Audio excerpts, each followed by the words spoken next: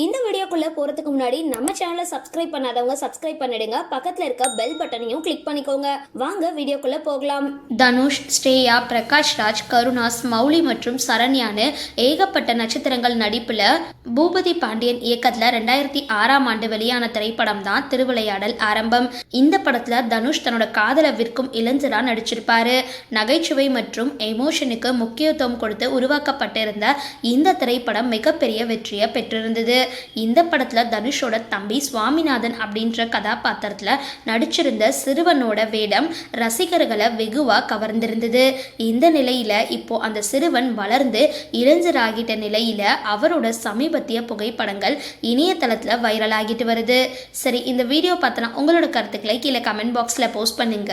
Video பிடிச்சிருந்தா like பண்ணுங்க, share பண்ணுங்க, மறக்காம டிபி காபி சேனலை சப்ஸ்கிரைப் பண்ணுங்க.